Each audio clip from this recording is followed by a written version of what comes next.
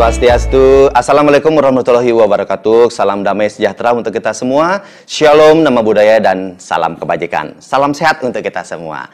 Perkenalkan, saya Dr. Ana Agung Ngurah Gede Dharma Yuda MK selaku Kepala Bidang Pencegahan dan Pengendalian Penyakit Menular di Dinas Kesehatan Kota Denpasar. Pada kesempatan yang berbahagia ini, pada kegiatan MPLS seluruh siswa-siswa di Kota Denpasar, saya selaku perwakilan dari Dinas Kesehatan akan memberikan sebuah pemahaman, pengetahuan kepada adik-adik semua terkait tentang penyakit HIV dan juga AIDS. Oleh karena itu, kami anggap materi ini sangat penting sekali karena kita lihat perkembangan HIV sangat-sangat besar dan sangat-sangat luas sekali. Dan terutama menyasar ada anak yang di usia sekolah di Kota Denpasar.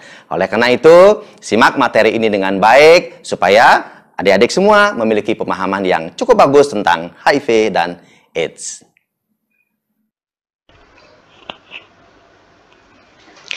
Iya, baik. Selanjutnya Pak Dokter akan memaparkan, menjelaskan kepada adik-adik semua terkait tentang HIV AIDS, khususnya di kalangan anak muda.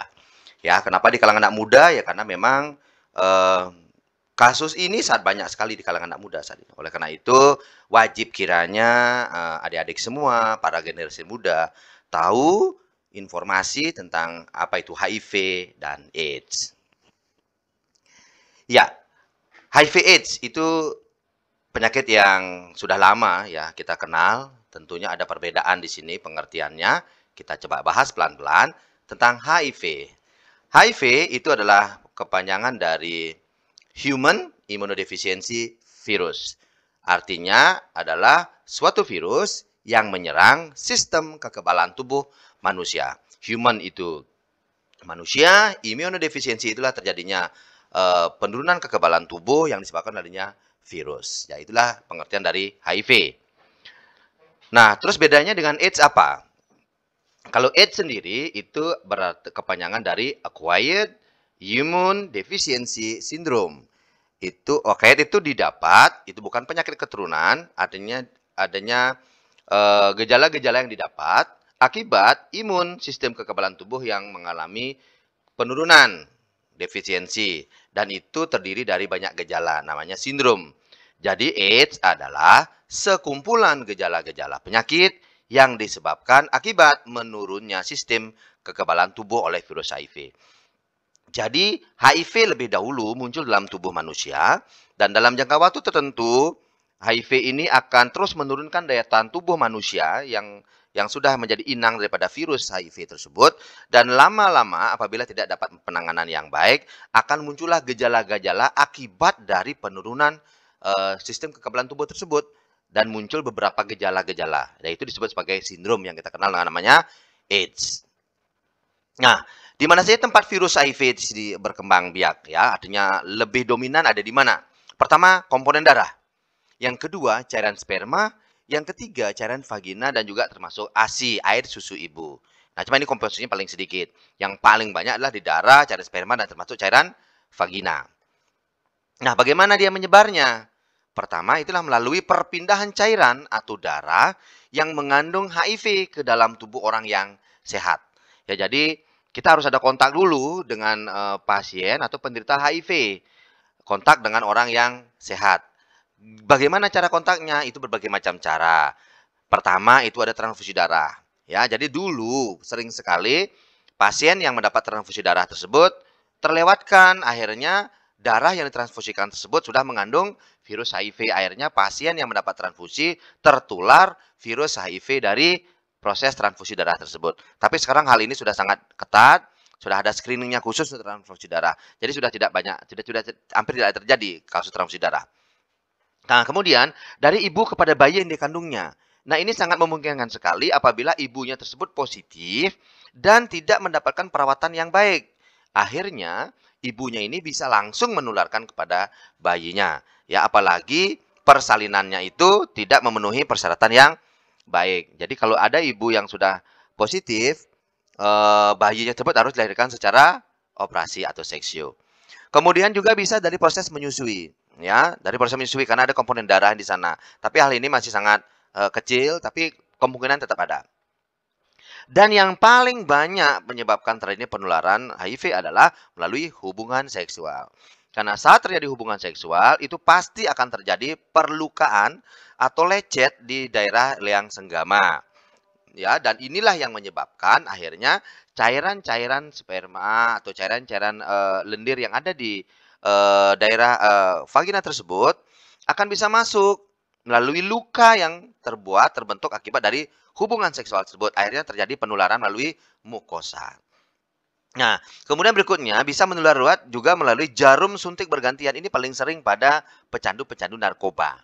Ya, oleh karena itu, sangat berisiko sekali bagi mereka yang suka, melakukan, menggunakan narkoba dengan jarum suntik. Ini sangat berbahaya sekali, karena jarum suntiknya akan diganti-ganti. Termasuk di tenaga medis saja, di rumah sakit, praktek dokter, bidan, itu sudah tidak boleh lagi penggunaan jarum suntik berganti-ganti. Udah lama. Jadi sekarang itu adalah satu jarum untuk satu orang, ya, karena itu sangat berisiko. Nah, dari sinilah proses penyebabnya, ya, penyebarannya.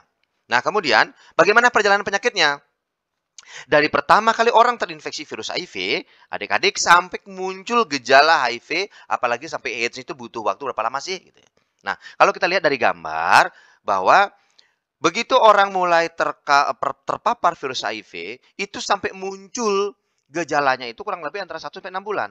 Jadi bukan berarti baru sekarang misalnya kita kontak darah atau berhubungan seksual dengan penderita yang positif HIV, kemudian otomatis besok langsung positif. Tidak. Ada di sini kita sebut sebagai namanya window period. Itu antara 1 sampai 6 bulan. Jadi semenjak masuknya virus sampai muncul dia positif HIV-nya itu ada butuh waktu sampai 6 bulan. Nah, kemudian apabila dia sudah sampai waktu yang ditentukan antara 1 6 bulan ini hasil tesnya positif HIV dan apabila dia tidak melakukan pengobatan dengan baik, di sini akan prosesnya berjalan antara 2 sampai 10 tahun, dia akan langsung jatuh pada kondisi yang namanya AIDS. Ya.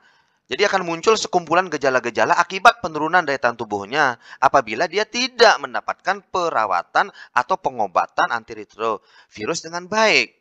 Sehingga apa? Dia akan muncul menjadi kasus yang namanya AIDS. Kalau dia sudah positif AIDS, tidak akan butuh waktu lama. 1 sampai 2 tahun, pasien itu akan langsung drop. Dan biasanya pasien itu akan berakhir dengan kematian apabila tidak mendapatkan perawatan lebih cepat.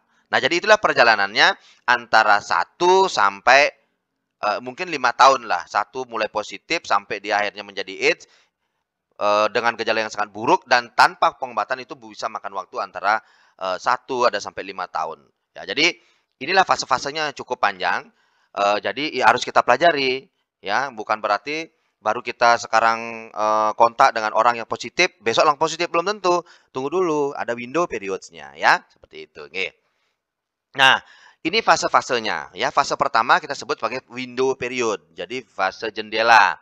Ini tes darahnya bisa negatif karena dia belum menunjukkan ada reaksi muncul antara virus dengan antibodi kita. Nah, sehingga begitu antibodinya terhadap HIV sudah terbentuk, baru nanti akan muncul hasil tesnya.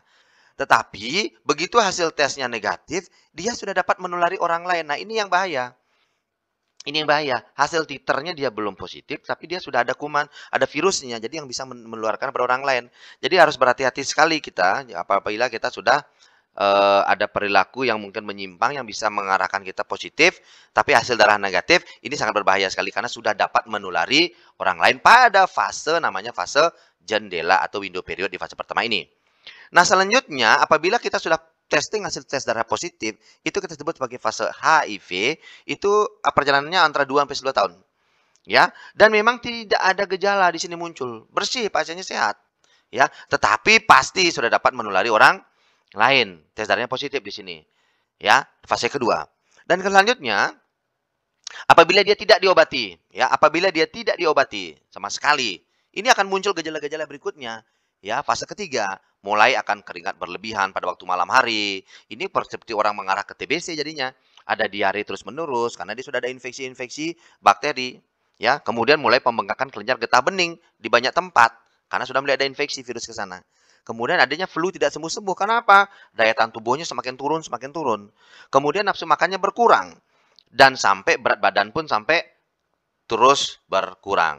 Dan inilah yang akan memicu ya psikologi semua pasien ya. Kenapa? Sudah muncul gejala-gejala akibat sistem kekebalan tubuhnya turun terus-menerus tertekan oleh virus HIV tersebut. Dan juga belum kita sadar, belum juga ditangani kasus ini, dia akan masuk sampai fase yang keempat. Ini fasenya sudah paling parah. Ini sudah AIDS di sini. Kekebalan tubuhnya sudah sangat drop sekali, ya. Sel T-nya sangat rendah, bisa 200 mikro, ya. Jumlah selnya sangat sedikit sekali. Di sini sudah mulai penyakit-penyakit oportunistiknya muncul. Ya, ada sarkoma Kaposi, itu kanker, ada infeksi pada paru-parunya, bisa TBC, ada infeksi di ususnya, ada diare yang parah, persisten, lama, dan bisa sampai menyerang sampai infeksi di otak. Nah, ada yang sampai ada jamur, sariawan nggak sembuh-sembuh, ada kandidiasis, namanya banyak sekali gejala-gejala yang lain yang kita sebut sebagai kumpulan gejala ini adalah kumpulan penyakit-penyakit oportunistik. Ya, penyakit ini muncul akibat turunnya kekebalan tubuh sehingga infeksi bakteri, infeksi jamur dan penyakit-penyakit yang lain muncul ya dominan. Dan lebih sering sekali penyebab kematian daripada pasien HIV adalah akibat dari infeksi penyakit-penyakit yang lain. Oportunistik ini yang membunuh, bukan HIV-nya. Itu karena daya tahan tubuhnya makin turun, penyakit-penyakit infeksinya yang muncul yang akhirnya bisa membunuh pasien tersebut. Ini di fase keempat. Ini kalau tidak sampai di terapi dari awal. Seperti itu adik-adik semua. Nah, terus kita lihat sekarang di Kota Denpasar seperti apa ya. HIV AIDS di Kota Denpasar ini kita sudah mulai temukan kasus pertamanya tahun 87. Ya, di Bali. Dan itu termasuk kasus pertama di Indonesia loh adik-adik. Kasus pertama di Indonesia itu sudah ditemukan di Bali. Dan dari tahun 87 sampai sekarang semua sudah dicatat, lakukan pemeriksaan, dipantau, dan sampai data terakhir kita, sampai data Mei 2023, kita sudah mencatat pemeriksaan dan menemukan yang positif itu sebanyak 15.081 kasus. HIV-nya ada 8.606 kasus dan AIDS-nya sampai mencapai 6.475 kasus. Artinya pasiennya banyak sekali, ya. Warga-warga yang sudah berobat lakukan testing di Kota Denpasar sangat banyak sekali, ya. Jadi hasilnya penemuan kita sudah melampaui daripada target yang sudah ditetapkan sampai mencapai 15.000. Ini sudah banyak sekali adik-adik semua. Dan terbaginya seperti apa? Nah, ini dia datanya. Kita lihat selanjutnya. Bahwa semenjak 87 sampai 2023 ini, dari total kasus kita 15.081, itu ternyata kalau kita lihat grafik itu dominan pada mereka yang heteroseksual, ya, heteroseksual, ya. Itu ada di angka 10.825, ya. Ada yang biseksual, ada heteroseksual ini, ada yang homoseksual, dan pecandu narkoba sudah mulai berkurang, dan melalui persalinan juga sudah mulai berkurang sedikit. Yang paling banyak adalah kaum heteroseksual. Artinya tadi yang Pak Dokter jelaskan di awal, hubungan seksual itu merupakan pemicu paling besar, paling banyak terhadap munculnya kasus HIV AIDS saat ini. Nah, kemudian situasi kasus HIV AIDS berdasarkan kelompok umur, kita lihat sekarang. Kelompok umur berapa sih yang paling banyak sekarang? Itu kalau adik-adik lihat semua, itu antara 20 tahun sampai 49, 59 tahun masih banyak. Nah, jikalau mereka umur 20 tahun sudah positif, kita hitung saja 10 tahun atau 5 tahun ke belakang, berarti dia saat umur 15 tahun sudah mulai terpapar virus. Dan lihat, umur 15 sampai 19 tahun juga masih ada yang positif kita temukan. Kemungkinan dari lahir, dari orang tuanya bisa. Atau memang dia sudah ada perilaku yang menyimpang. Ini yang harus adik-adik waspadai sekarang. Adik-adik sekolah, anak-anak sekolah, hati-hati. Ya, hati-hati pergaulan. Yang narkoba, itu hati-hati. Karena dari narkoba itu nanti adik bisa dijerumuskan. Akhirnya pergaulannya rusak. Akhirnya bisa terpapar namanya HIV AIDS. Bisa. Ya. Kemudian jangan salah juga melakukan pergaulan dengan pacar dan orang-orang lain. Hati-hati, karena ini informasi yang salah, informasi yang kurang, akhirnya bisa terjadi hubungan seksual di usia remaja. Akhirnya karena ketidaktahuan, akhirnya kita terpapar, terinfeksi virus. Akhirnya usia-usia muda banyak yang sudah terinfeksi virus HIV. Ya, akhirnya muncullah gejala-gejalanya tersebut dalam rentangan antara 10 tahun ke depan. 5-10 tahun ke depan, ya. Jadi kasus cukup banyak. Jadi kalau adik-adik lihat semua di grafik, itu rentangan 20 tahun sudah banyak sekali kasusnya.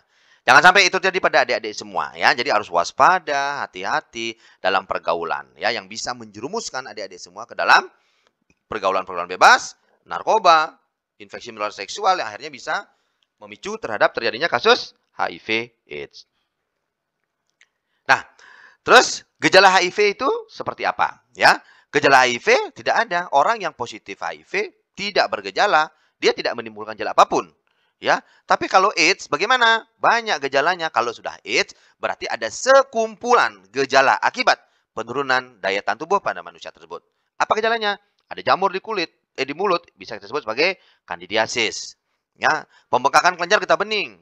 Ada keringat malam karena ini bisa lebih cenderung pada infeksi tuberkulosis ya kan keringat malam. Diarenya akan memanjang dan berat badannya turun sampai tidak bisa nafsu makan karena sudah jamur di mulutnya. Kemudian nafsu makan mulai berkurang, jadi badan pasien terlihat khas dan jelas kurus kering seperti udah mayat hidup. Nah, coba nanti ada adik-adik lihat di foto-foto yang beredar, itu banyak sekali kasus-kasusnya ya. Gejala-gejalanya jelas sekali. Ya. Nah, kemudian ada kanker kulit Kaposi juga, sarkoma Kaposi. Dan ada kadang-kadang batuk lebih dari 3 bulan karena dia bisa mengarah ke TBC ya. Nah, kemudian bagaimana prinsip penularan HIV? Prinsipnya adalah ESSE. Nah, ini ya. Exit itu artinya keluar, ya. Jadi memang ada aktivitas kita, ada virusnya itu keluar. Virusnya udah keluar dari tubuh orang yang positif, dia akan masuk ke dalam tubuh yang baru. Tetapi jumlahnya sekarang sufisien. Cukup apa tidak? Ya. Cukup apa tidak? Nah, kalau memang komposisinya tidak cukup, ya dia tidak akan bisa menimbulkan gejala atau tidak menyebabkan positif pada yang berikutnya. Dan kemudian survive, virusnya bertahan hidup. Jadi kalau virusnya bisa masuk dalam tubuh orang yang sudah yang masih hidup, ya dia akan bisa bertahan hidup. Tapi kalau pasiennya sudah mati, pasien orang udah mayat ini, ada virus, tidak akan bisa bertahan hidup. Jadi prinsipnya ada keluar virus dari tubuh manusia yang positif dan dia dalam komposisi cukup dalam cairan darah atau apapun itu cukup dan bisa bertahan hidup di inangnya. Dan lagi satu adalah ada jalur tempat masuk kepada tubuh manusia tersebut. Misalnya apa? Tadi Pak Dokter jelaskan, ada perlukaan lewat jarum suntik kah, lalu hubungan seksual kah, ada perlukaan di sana, mukosanya robek, darah bisa masuk ke sana, cairan-cairan bisa masuk, ya, cairan-cairan sperma seperti itu bisa masuk. Nah, inilah yang menyebabkan akhirnya terjadilah proses penularan tersebut, ya. Jadi HIV ini harus keluar dari tubuh kita yang positif dan jumlah yang cukup dan bisa masuk dalam melalui jalur yang sudah terbuka dan bertahan hidup dalam tubuh inang yang hidup, maksudnya tidak mati, dia akan bisa menularkan. Jadi proses ini berjalan simultan seperti itu. Dan ini yang paling penting adik-adik, yang perlu adik pelajari bersama-sama supaya bisa disampaikan kepada semua orang. HIV itu tidak menular melalui beberapa langkah-langkah seperti ini. Pertama, memakai toilet bersama. Itu tidak akan bisa menularkan virus HIV kepada orang yang tadinya misalnya toilet dipakai orang positif, kemudian datang orang yang negatif, apakah orang negatif ini tertular nggak? Tidak bisa. Ya, HIV AIDS tidak menular melalui pemakaian toilet bersama. Yang pertama. Yang kedua, kalau berenang bagaimana? Sama. Berenang bersama-sama orang yang positif HIV tidak akan bisa menularkan HIV tersebut. Jadi prinsipnya harus yang tadi Pak Dokter sebutkan, ya, ada exist, ada survive, seperti itu ya, ada sufisiennya dan terakhir juga ada jalur masuknya. Jadi kalau tidak ada seperti itu, tidak akan bisa walaupun berenang bersama-sama orang yang positif. Terus kalau batuk bagaimana? Kita terpapar batuk atau bersin bisa tertular enggak? Tidak. Dia tidak ada dalam komponen ingus tersebut atau lendir yang ada dalam ingus tersebut, tidak bisa dalam hidung kita. Ya, bersin kita tidak bisa tertular. Tertularnya harus melalui komponen apa? Darah, cairan sperma, cairan vagina yang tadi Pak Dokter jelaskan di awal. Ya, jadi kalau kita orang ada yang batuk, yang kita takutkan apa? TBC, bukan dari HIV-nya. Ya. Nah, kalau gigitan nyamuk bagaimana? Sama. Nyamuk yang menggigit orang yang positif, kemudian dia menggigit kita, itu tidak akan bisa menularkan juga. Atau termasuk serangga-serangga yang lain. Dan belum ada bukti ilmiah yang menyatakan hal tersebut. Nah kemudian berbagi makanan bagaimana? kita menggunakan alat yang sama, alat piring yang sama di rumah, apakah ini bisa menyebabkan penularan? Tidak, tidak bisa. Alat makan tidak bisa menularkan. Dan terakhir, bersalaman, pelukan atau penciuman pun juga aman. Jadi kalau ada keluarga kita yang positif, kita pelukan, kita ciuman, bersalaman, itu sangat aman sekali.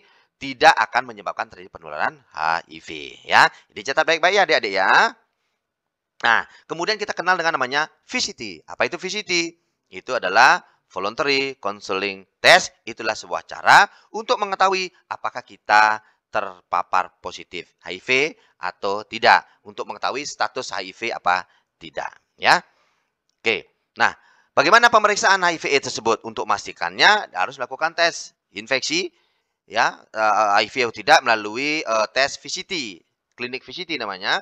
Itu voluntary, counseling, dan testing. Jadi sebelum kita akan di-testing, itu harus ada dasar kesukarelaan, kemudian akan dijelaskan dulu, diberikan konseling tentang apa itu tesnya, bagaimana cara melakukan tesnya, kemudian hasilnya seperti apa, penjelasannya, dan semua dikonseling dulu, baru dilakukan testing supaya tidak kliennya terkejut ya. Nah, di mana saja tempat-tempat bisa melakukan testing di Kota Denpasar sudah sangat terbuka luas. Banyak sekali. Kalau untuk layanan yang bisa melakukan konseling dan testing, kita sudah ada di 35 layanan. 11 puskesmas, 18 rumah sakit pemerintah termasuk swasta, dan juga ada 6. Seperti klinik, LSM, klinik swasta, laboratorium swasta, itu sudah ada 6 buah yang bisa digunakan layanan Vaskes yang bisa untuk memeriksa yang namanya tes HIV. Dan itu sudah tersebar di seluruh kecamatan yang ada di Kota Denpasar. Denpasar Utara juga sudah ada, Denpasar Timur juga sudah ada, Denpasar Barat termasuk Denpasar Selatan sudah tersebar di 11 puskesmas termasuk rumah sakit dan kliniknya. Kemudian untuk melakukan pengobatannya di mana aja? Kalau sudah kita positif, pengobatan juga bisa langsung di layanan tersebut. Sudah ada 18 layanannya. Ya, itu ada di 6 rumah sakit, ada di 11 puskesmas, dan termasuk 1 di klinik LSM. Nah, kemudian untuk pemeriksaan laboratoriumnya khusus, kita punya alat yang namanya TCM. Itu sudah tes cepat molekuler, sudah ada alatnya di Rumah Sakit Wangaya sudah ada. Klinik utama Widya Medika, ya di YKP di Jalan Raya Setan juga sudah ada. Dan kemudian ada 1 di Rumah Sakit Umum Pusat, ya di Prof. Ngurah. Itu ada 1 unit alatnya. Jadi kita sudah punya ada 3. Dan nanti ini akan berkembang lagi, ada tambahan lagi 4 ada di puskesmas, dan juga nanti di rumah sakit pemerintah juga akan ada tambahan. Jadi akan diperluas. Jadi layanannya diperluas supaya apa? Akses masyarakat semakin baik, semakin mudah, sehingga apa? Mereka lebih mudah untuk melakukan testing termasuk pengobatan ke depannya. Nah, bagaimana cara mencegah HIV? Ini yang paling penting adik-adik harus pelajari sekarang ya. Cara pencegahannya. Ingat, A, B, C, D, E. Ya. A, B, C, D, E. Ini prinsip paling gampang. Jadi kalau ketemu dengan teman-teman yang lain yang sebaya, halo, A, B, C, D, E. Oke, apa A? Abstinensia. Tidak boleh berhubungan seksual jika belum waktunya. Kapan sih waktunya? Kalau sudah resmi menikah, baru boleh melakukan hubungan seksual. Kalau belum, tidak boleh. Ya, abstinensia. Nah, terus yang B apa? Be faithful, saling setia dengan satu pasangan. Apabila kita sudah resmi memiliki pasangan, baru boleh setia. Haruslah saling setia dengan satu pasangan tersebut. Nah, terus apabila terjadi juga hal-hal yang tidak diinginkan, jangan lupa C, itu menggunakan kondom. Jadi, selalulah menggunakan kondom saat berhubungan seksual. Nah, ini yang harus hati-hati. Tetapi tidak dianjurkan. Kalau begitu, Pak Dokter, saya murid SMP nih, boleh dong sampai ke kondom? Tidak boleh. Intinya adalah kalau itu sudah betul-betul sah, baru boleh. Ya, jadi abstinensia tetap pada adik-adik semua, tidak boleh. Dan D, hati-hati, don't inject, hindari injeksi-injeksi. Baik itu narkoba maupun jenis yang lain, tidak boleh karena itu bisa menularkan HIV. Dan yang terakhir, pencegahan yang paling adalah education. Ya, promosi kesehatan, menjelaskan informasi kepada seluruh masyarakat. Ada anak sekolah, orang tua, di rumah, teman-teman, supaya semuanya. Ayo belajar yang baik tentang apa itu HIV AIDS melalui edukasi. Ya. Dan untuk informasi lebih lanjut, ini sangat menarik. Adik-adik bisa scan nih barcode. Ya, informasi sangat lengkap sekali. Jadi kita dari Kota Denpasar melalui KPA, Komisi Penanggulangan AIDS Kota Denpasar sudah memfasilitasi menyiapkan paket-paket informasi tentang HIV/AIDS yang ada di Kota Denpasar. Baik layanannya, kita punya ada WhatsApp, ada Instagram, channel YouTube, banyak sekali. Tinggal scan di barcode yang tersedia. Oke, cepat ya. Buruan scan barcode-nya, nanti dapatkan informasi lebih lanjut ya tentang HIV/AIDS tersebut. Adik-adik semua, ingat, kita satu tim, kita satu semangat semua. Mari kita tanggulangi HIV/AIDS di Kota Denpasar. Adik-adik sebagai tulang punggung bangsa, ya harus mampu, bisa ikut berpartisipasi dalam penanggulangan HIV/AIDS di Kota Denpasar. Karena kita target eliminasi kita di tahun 2030 tidak boleh ada kasus baru lagi di Kota Denpasar. Tidak boleh ada kasus kematian lagi di Kota Denpasar dan tidak boleh ada diskriminasi kepada semua pasien-pasien yang positif HIV di Kota Denpasar. Jadi mulailah dari adik-adik semua, generasi remaja, pemuda bangsa Indonesia yang bisa akan memberikan informasi ini dan pengaruh yang besar dan sebagai agent of change kepada seluruh masyarakat luas di Kota Denpasar terhadap penanggulangan HIV/AIDS di Kota Denpasar. Adik-adik sekalian, itu yang bisa Pak Dokter sampaikan. Terima kasih banyak. Salam sehat untuk kita semua.